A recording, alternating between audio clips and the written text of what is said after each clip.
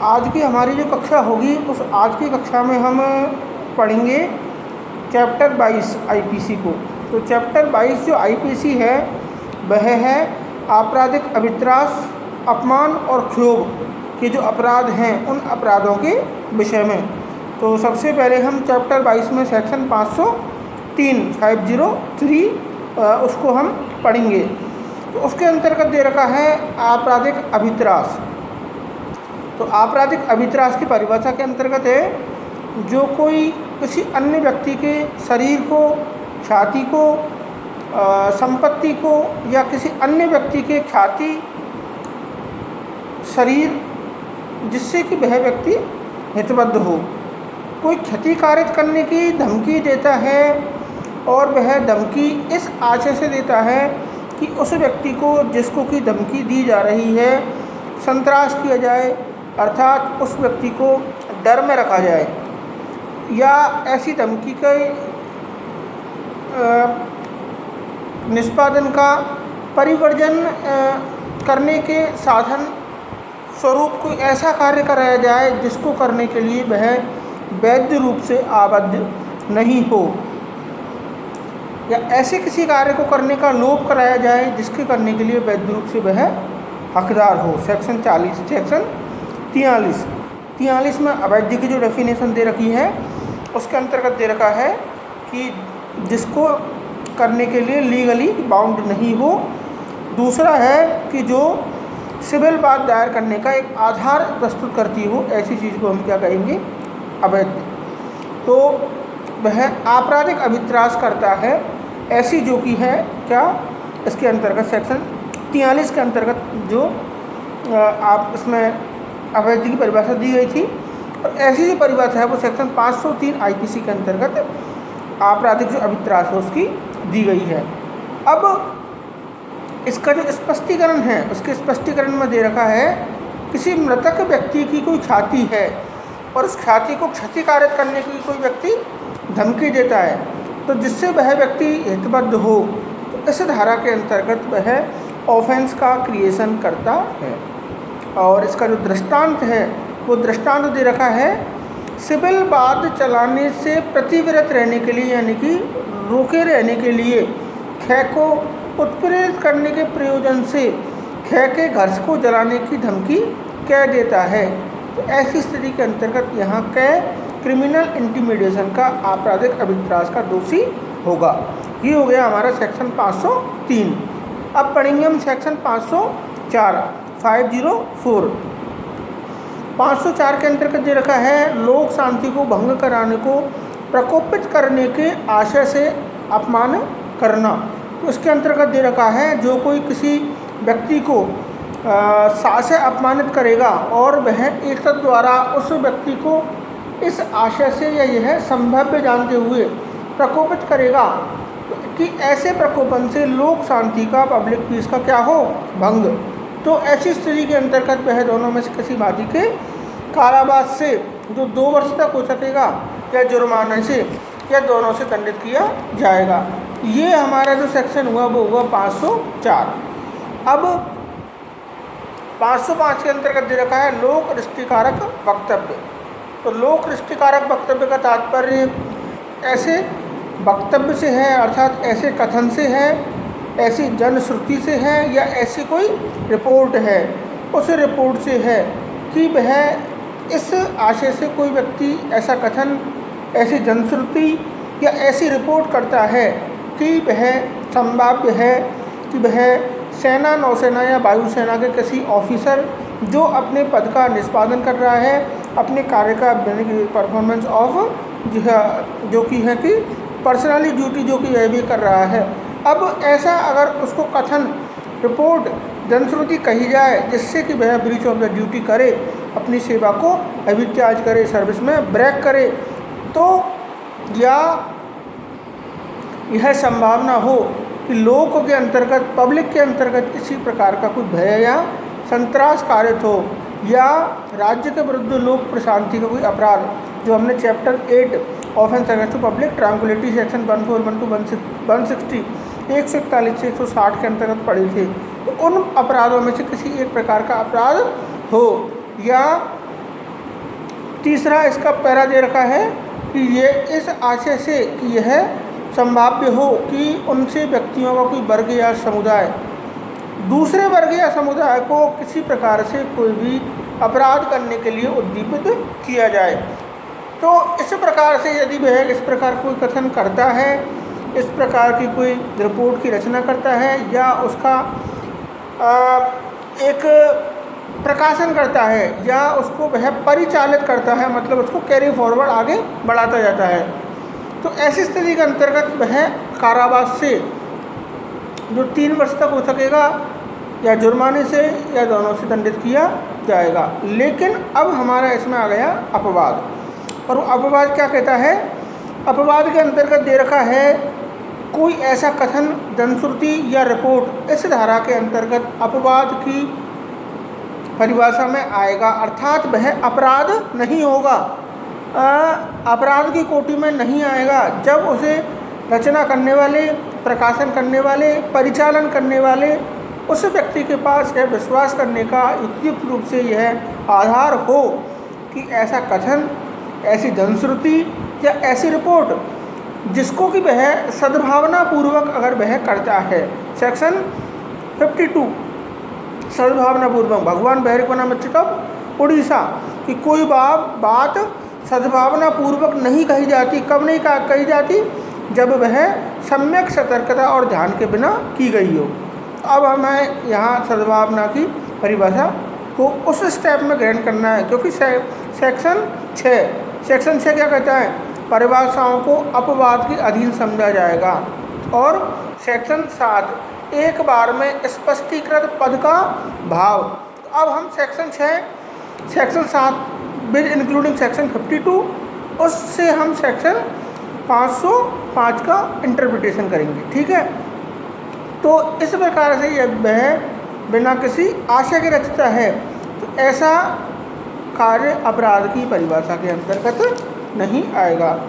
अब हम पढ़ते हैं सेक्शन 506। सेक्शन 506 में है आपराधिक अभित्रास के लिए दंड।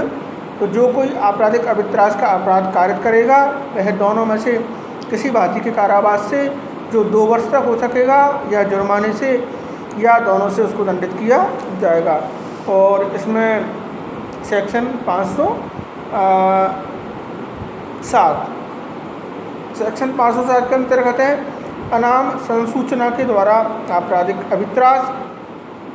जो कोई अनाम संसूचना द्वारा उस व्यक्ति का जिसने की धमकी दी है नाम या निवास स्थान छिपाने की पूर्व सावधानी करके वह इस प्रकार से आपराधिक अभित्रास का अपराध करेगा। यानी कि कार्य तो हो जाए लेकिन कार्य करने वाले का पता नहीं लगे, अर्थात वह अपना एनोनिमस नाम से, यानी कि वह अपना बिल्कुल अपनी आइडेंटिटी छिपा करके अगर वह कोई अपराध कारित करता है तो सेक्शन 507 के अंतर्गत अनाम संसूचना के अंतर्गत उसका अपराध माना जाएगा।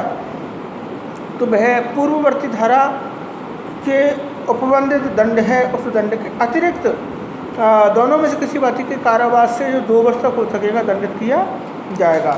अब हमारा सेक्शन आता है 508।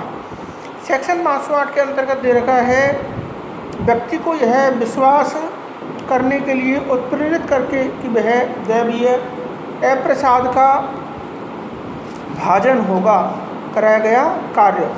तो इसके अंतर्गत दे रखा है कि जो कोई किसी व्यक्ति को यह विश्वास करने के लिए उत्प्रेरित करेगा या उत्प्रेरित करने का प्रयत्न करके कोई कार्य इस प्रकार से कराएगा कि अमुक कार्य नहीं किया गया, तो ऐसा व्यक्ति जो कार्य नहीं करता है दैवीय अप्रसाद का भाजन होगा।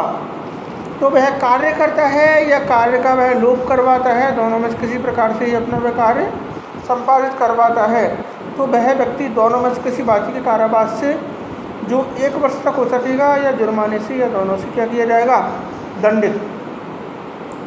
अब इसका जो दृष्टांत दे रखा है वो दृष्टांत दे रखा है कि क्या यह विश्वास कराने के आशय से यह के द्वार पर क्या लेता है? धरना। कि वह धरना देने से इस प्रकार यह को दैवीय प्रसाद का भाजन बना रहा है, कहने पारिभाषिक धारा के अंतर्गत क्या किया है? अपराध। इसका दृष्टांत नंबर ख के अंतर्गत दे रखा है कि यह को धमकी देता है कि यह अगर अमुक कार्य नहीं करेगा तो वह अपने बच्चों में से किसी एक का वध ऐसी परिस्थितियों में कर डालेगा जिससे ऐसे वध के परिणाम स्वरूप यह विश्वास किया जाए कि यह दैवीय अप्रसाद का भाजन बना दिया गया है। तो कहने इस धारा में परिभाषित जो अपराध है उस अपराध को किया है। अब हम पढ़ेंगे section 509, very very important section of this chapter. 509 में आता है शब्द अंग विक्षेप या कार्य जो किसी स्त्री की लज्जा का अनादर करने के लिए आशयित हैं। तो इसके अंतर्गत है जो कोई किसी स्त्री की लज्जा का अनादर करने के आशय से कोई शब्द कहेगा, कोई ध्वनि कहेगा या कोई अंग विक्षेप करेगा या कोई वस्तु का प्रदर्शन करेगा और इस आशय से कि वह ऐसी स्त्री के द्वारा, उस महिला के द्वारा ऐसा शब्द अंग विक्षेप शब्द सुना जाए, अंग विक्षेप देखा जाए, तो या उस स्त्री की एकांतता का अतिक्रमण करेगा। तो कभी भी हमेशा ध्यान रखना कि यदि एकांतता का अतिक्रमण करने की कोई बात पूछे तो आपको क्या करना है, सेक्शन 509 वह साधारण कारावास से जो 3 वर्ष तक हो सकेगा दंडित किया जाएगा और जुर्माने से दंडित किया जाएगा। तो 2013 में दंड विधि संशोधन अधिनियम था उसके द्वारा इसमें पनिशमेंट में बढ़ाया गया। पहले 1 वर्ष था, अब इसको 3 वर्ष कर दिया गया है और ये 2013 का जो अमेंडमेंट है तो 3 फरवरी 2013 से इसको प्रभावी भी किया गया है। अब हम पढ़ेंगे सेक्शन 510। सेक्शन 510 है मत व्यक्ति के द्वारा लोक स्थान अपचार, नॉर्मल सेक्शन है। इसके अंतर्गत है जो कोई मत्तता की हालत में किसी लोक स्थान में या किसी ऐसे स्थान में जिसका कि उसका प्रवेश करना क्या हो, अतिचार हो, वह इस प्रकार का आचरण करेगा कि किसी व्यक्ति को क्षोभ हो, किसी व्यक्ति को क्षोभ की अवस्था हो, उसको वह पीड़ा की अवस्था के हो, तो ऐसी स्थिति के अंतर्गत वह साधारण कारावास से जो 24 घंटे तक हो सकता है या जुर्माने से जो 10 रुपये तक का हो सकता है दोनों से दंडित किया जाएगा। तो अब इन सेक्शनों में क्या सुधार की आवश्यकता है। सेक्शन 510 में तो स्पेशली 10 रुपये तक आप जुर्माना ले लो तो ये कोई इतनी फाइन नहीं होता कि साहब 10 रुपये तक का, लेकिन अभी तो चेंज नहीं हुआ है, लेकिन चेंज होने की इसकी आवश्यकता है कि ये जो नशा कर करके घूमते रहते हैं ना लोक स्थान पे, इनके लिए बनाया गया है सेक्शन 510। अब हम पढ़ेंगे इसका टाइप ऑफ द ऑफेंस। तो इस धारा के अधीन अपराध असंज्ञेय अपराध है, जमानती अपराध है और अशमनीय अपराध है और किसी भी मजिस्ट्रेट के द्वारा इसका विचारण किया जा सकता है। तो आज की कक्षा थी उसमें हमने चैप्टर 22 को पढ़ा, सेक्शन जिसमें हम 503 से स्टडी की, 510 तक की स्टडी की, जिसमें हमने आपराधिक अभित्रास को देखा, लोक दृष्टिकारक वक्तव्य को देखा, अनाम संसूचना द्वारा आप किसी प्रकार को कम्युनिकेट करते हो जिससे कि लोग को डिस्टर्बेंस हो वो पढ़ा, प्राइवेसी ऑफ वुमेन पढ़ी। तो प्राइवेसी ऑफ वुमेन होना ज़रूरी है और अगर कोई इन्फ्रिंजमेंट करेगा उसका तो सेक्शन 509 उस पर अप्लाई हो जाएगा। ये हमने देखा था किसी स्त्री की महिला का। तो अब इसमें आपको दो डिफरेंस बता देता हूँ थोड़े से। 354 में तो आता है मॉडेस्टी वर्ड और इसमें आता है प्राइवेसी वर्ड। मॉडेस्टी का मतलब होता है सील और इसमें आता है एकांतता। कल एकांतता में सील सम्मिलित है, उसको हम सेक्शन को और आगे बढ़ाते हैं, उसको एलिबोरेट करते हैं तो और अधिक स्पष्टीकरण आता है। लेकिन 509 में स्पेशली जो वर्ड है वो है एकांतता, एकांतता का अतिक्रमण।